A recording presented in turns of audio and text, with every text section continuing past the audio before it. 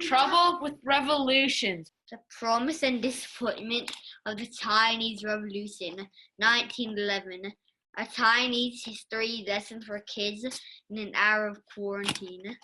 Thanks a lot, guys. My name is Melissa Inouye. I'm a lecturer at the University of Auckland, and we're going to talk about the history of the Chinese Revolution of 1911.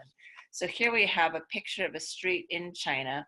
Here's the shops, there's the people in the streets, and you can see these stripy flags hanging from all the windows.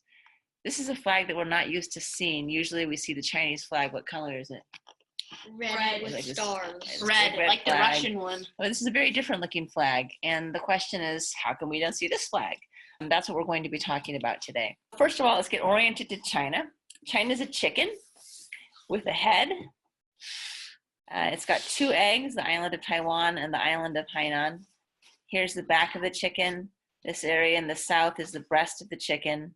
And this area right here in the west and the southwest is the area that we, I guess, call the tail feathers of the chicken. Here's the city of Beijing, which is the capital of China. It's been the capital of China for hundreds of years. Here's the city of Shanghai, which is a more recent city. It became prominent only in the mid-1800s, but it's really important for commerce because it's located at the mouth of the Yangtze River, which is this big river that winds through China all the way coming from the Tibetan Plateau. And one of the cities on the Yangtze River is the city of Wuhan, which has been in the news a lot recently. So these are some of the cities that we're going to be talking about today. China the chicken. Okay, so I want you to look very carefully at this video of Nanjing Road in Shanghai, and I want you to notice the different clothes that people are wearing and how they're moving around. This is a 1901 film. It's pretty cool. Looking at all the different kinds of people. These little carts are called rickshaws. Rickshaw pullers would run very hard and work very hard to move the carts around the city. So one thing you'll notice is that there are actually some foreigners who are going to come rolling or marching through this video. There's a woman who's going to ride by on a bike wearing a hat, and then in the left-hand corner of this screen, you can start to see them here. Here's the woman on the bike. Look how she's dressed. And then here you see a group of policemen or soldiers. And the closer and closer you get, you'll see that they're also from a foreign place. They're Sikh soldiers who served the British Empire. So the question is, why are these foreigners marching around in a Chinese street like they're in charge of the place? And the answer is they are in charge of the place. So this is one of the problems that China had in the 20th century. Foreign countries came into China and just took over cities or chunks of cities or chunks of China's territories and started doing whatever they wanted in it, with their own laws being the laws of the land and enjoying special privileges.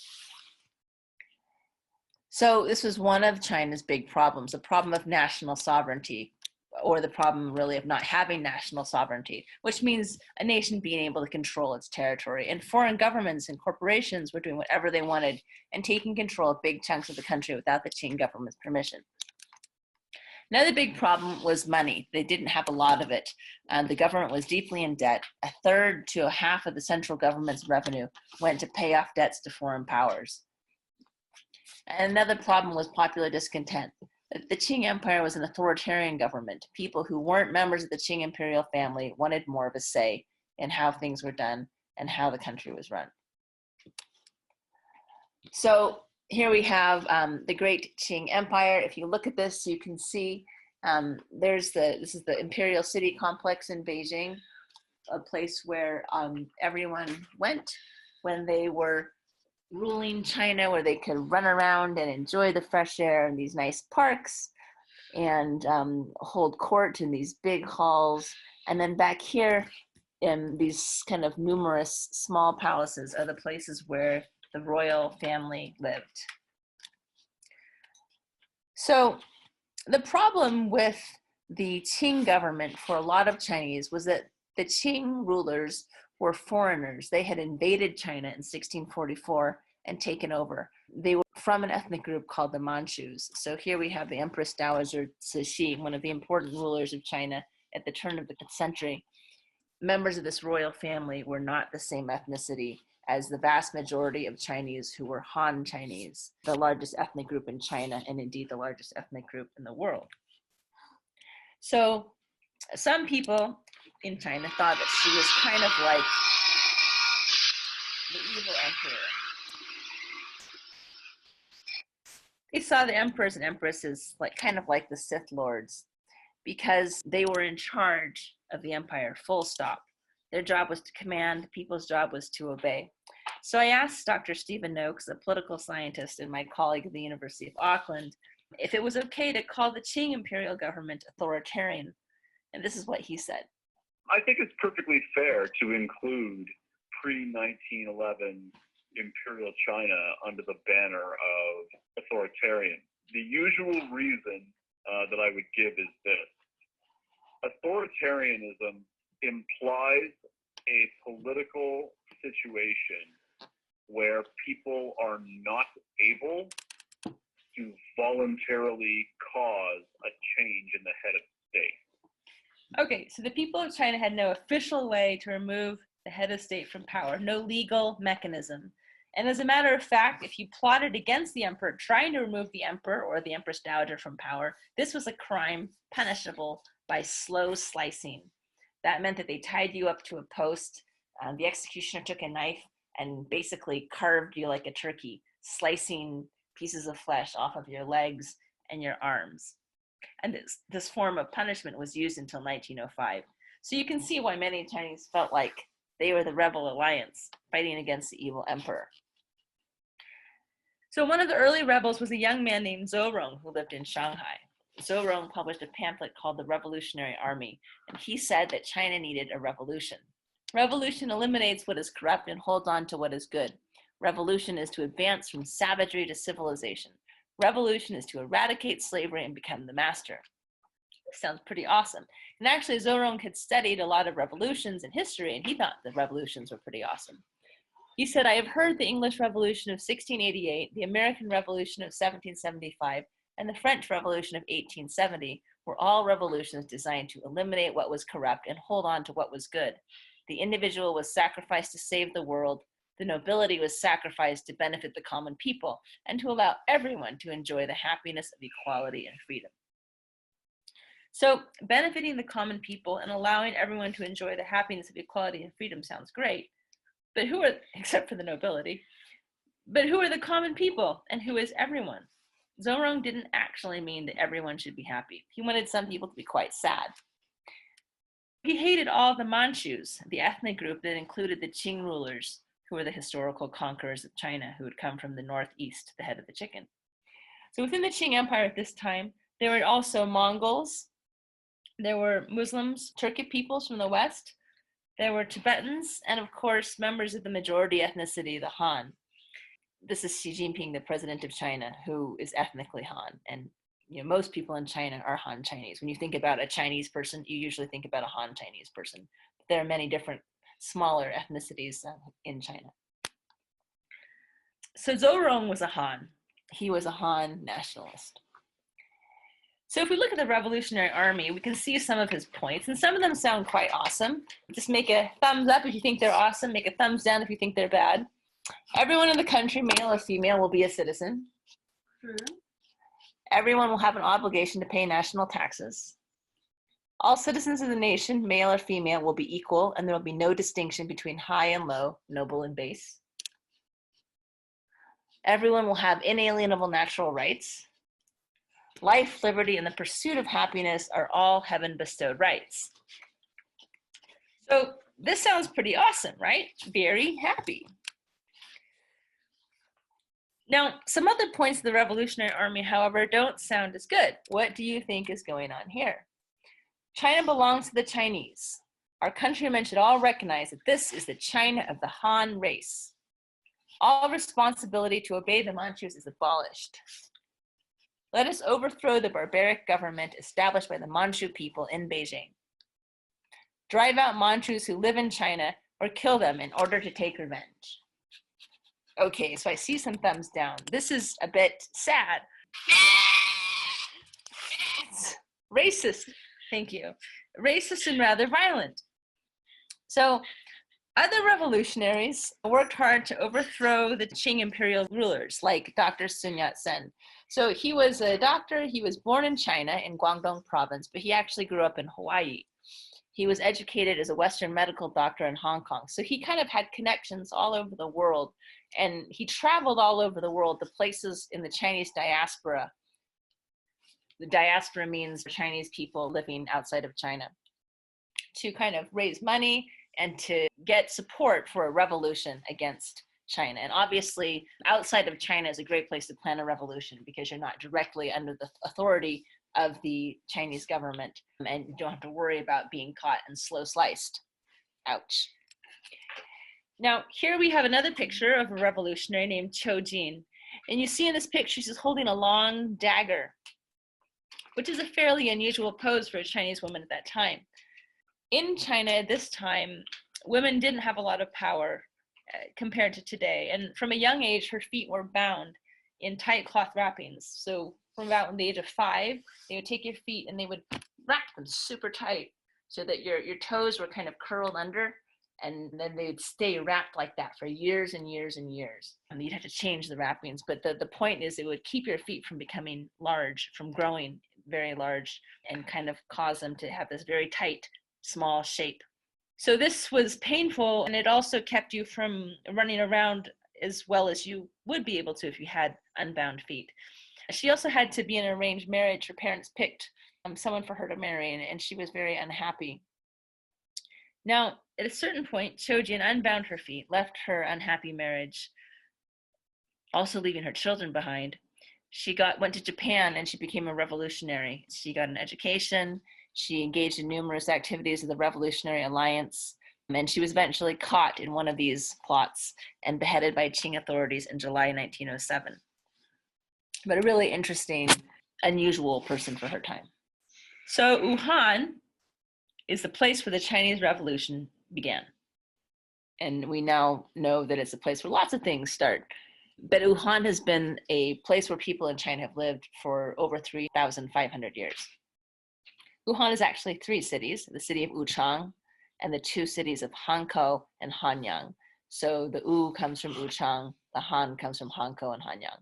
So altogether, they're the tri-cities. But basically, nowadays, we just refer to everything as the city of Wuhan. So what happened was here in the city of Wuchang, there was a revolutionary group. And this group included officers in the Qing army, actually. But they were secretly revolutionaries, and they had a headquarters in Wuchang. One day, by accident, there was an explosion in their headquarters where they stored their secret weapons. And the police came to investigate and discovered it was a rebel headquarters. So now the revolutionaries were in big trouble. They had nothing to lose. And so they said, let's just rebel. So they mutinied against the Qing government. Rebellion spread. And here we have, it was like the rebels attacking the empire all over China. Thank you very much. So it was hardcore. Here we have the news bulletin of one of these revolutionaries. I, the Hubei general of the People's Army, am here to overthrow the Manchu government and here to revive the rights of the Han people. Let all remain orderly and not disobey military law. Those who conceal any government officials will be beheaded. Those who inflict injuries on foreigners will be beheaded. Those who interfere with commerce will be beheaded. Those who indulge in wanton slaughter, burning, or adultery will be beheaded. The government sent troops. This was the army called the Beiyang Army, one of the best armies that the Qing had. It was commanded by a person named Yuan Shikai, who is complicated. Yuan Shikai started out on the empire side, but he secretly negotiated with the rebels and eventually turned against the emperor, throwing in his lot with the revolutionaries. In 1912, Sun Yat-sen was elected the provisional president. The emperor was forced to abdicate, and Yuan Shikai eventually became the first official president of this new Republic of China. After that, a national constitution was drafted, and we could say in many ways Yuan Shikai was like Kylo Ren. He started out as a person who served the empire, but eventually became someone who served the rebels. Now, in the meantime, what happened to the emperor? The emperor was a kid. He'd become the emperor at the age of 2. When the revolution came, he was 6 years old. So they struck a deal, the revolutionaries, with his guardians. They said, you cannot be emperor of China anymore, but you can still live in the Forbidden City and be emperor of that. Unfortunately, he couldn't go out. He was stuck in the Forbidden City for 12 years. So it was kind of like being on lockdown or on quarantine, being homeschooled for 12 years. With a massive house. But with a massive house. There's a palace. With a palace. And in this palace, he had a lot of perks. So this is how he described getting around the Forbidden City. He says, if I was being carried in a chair, there would be 2 junior eunuchs walking beside me to attend to my wants at any moment. If I was walking, they would be supporting me. Next came a large group of eunuchs, some empty-handed, others holding all sorts of things, a seat in case they wanted to rest, changes of clothing, umbrellas and parasols. After these eunuchs of the imperial presence came eunuchs of the imperial tea bureau, with boxes of various kinds of cakes and delicacies. They were followed by eunuchs of the imperial dispensary. At the end of this procession came the eunuchs who carried commodes and chamber pots. If I was walking, a sedan chair, open or covered according to the season, would bring up the rear. This motley procession of several dozen people would proceed in perfect silence and order.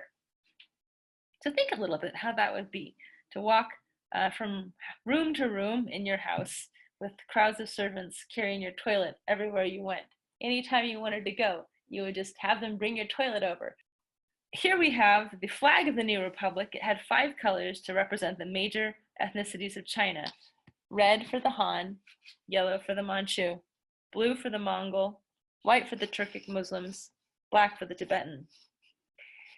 This was a little bit more inclusive than Zhou Rong's idea of killing all the Manchus. Now, Yuan Shikai was a president of China, but it was going to be the National Assembly, the legislative branch, that would make the laws.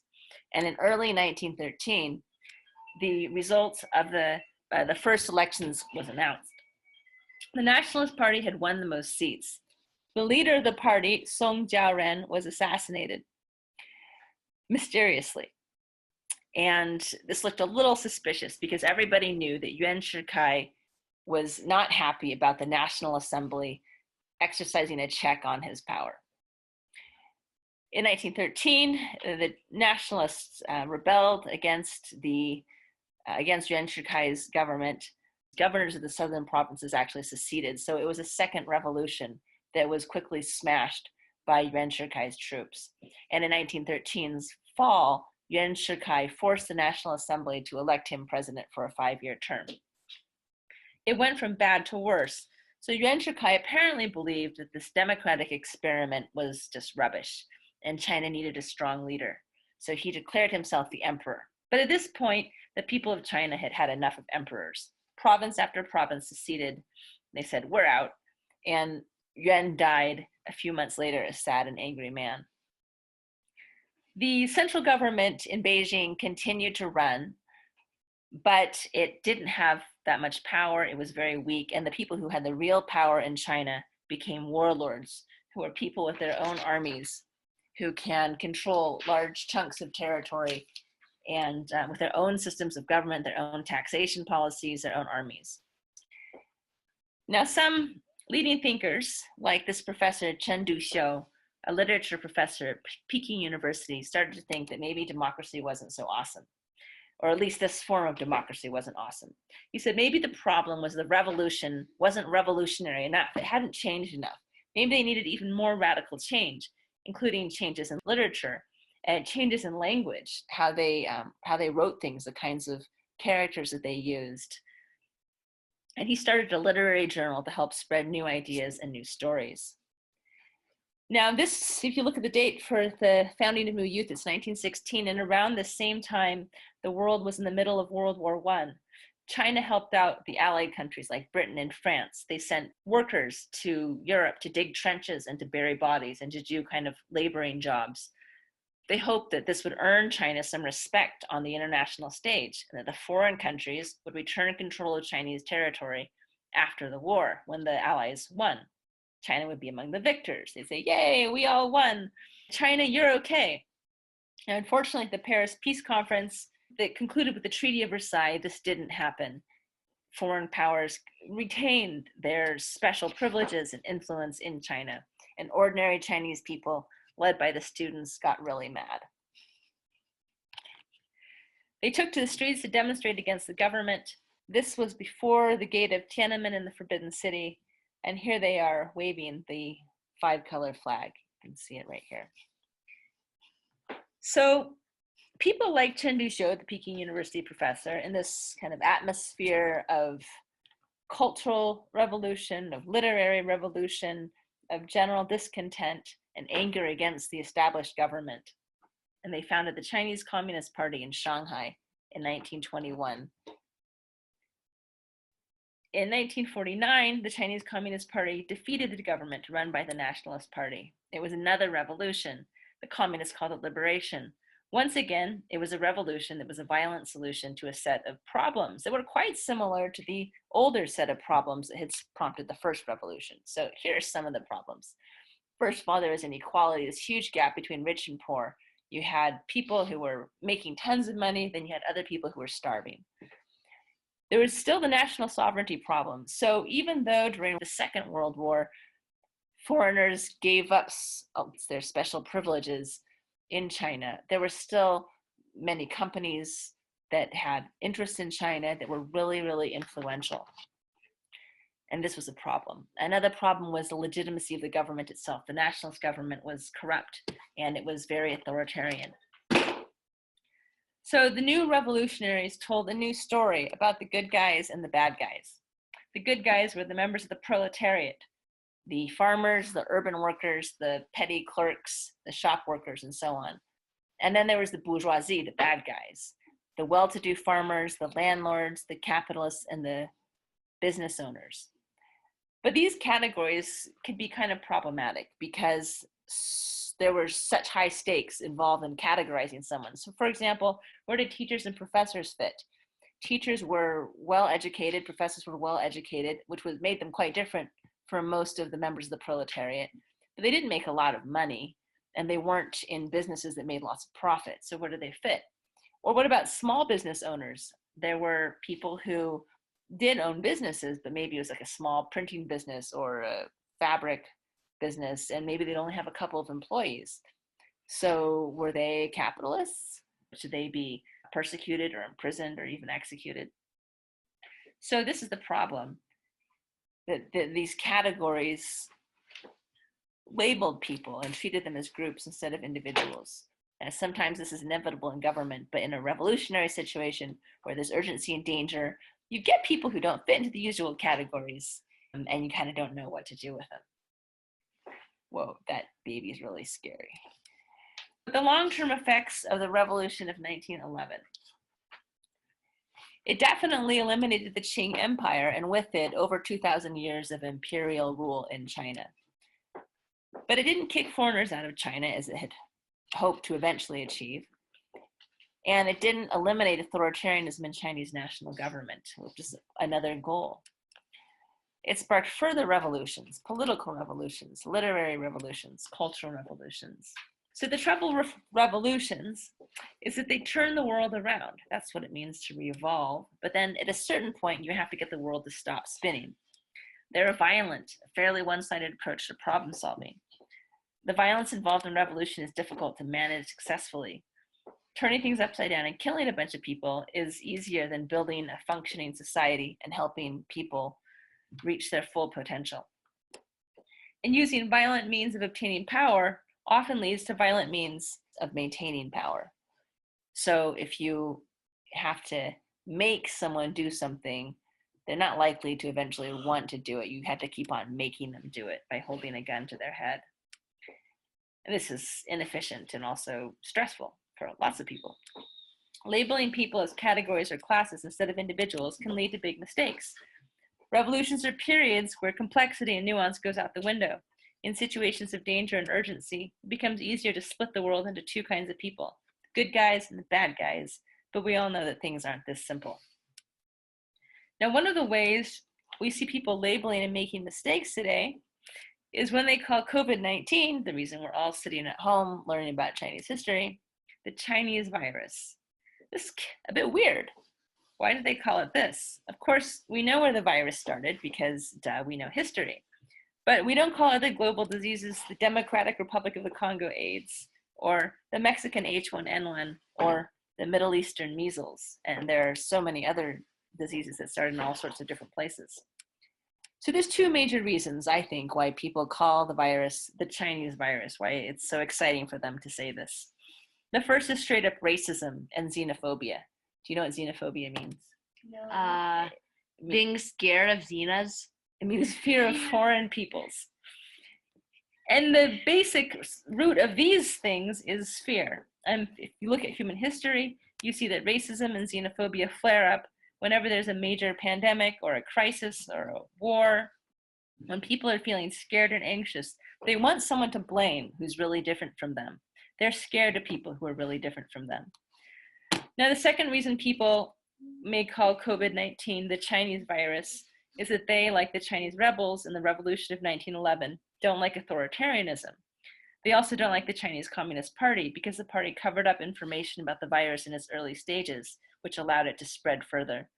Now, it's perfectly okay to dislike authoritarianism and cover-ups and to remember history, but the problem is Chinese is an adjective that doesn't only describe the Chinese Communist Party, controlling information and being authoritarian.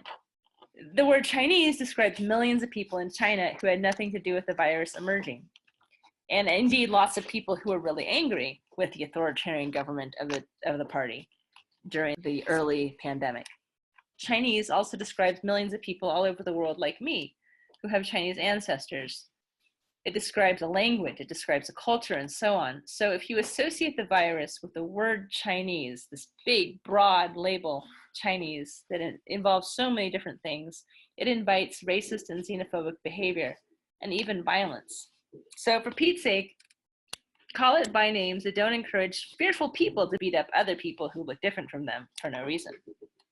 And call it severe acute respiratory syndrome coronavirus 2. You can call it COVID-19 virus, COVID-19, coronavirus. Call it any name you want. Call it Bob. Actually, don't call it Bob. That's probably bad for people who are named Bob.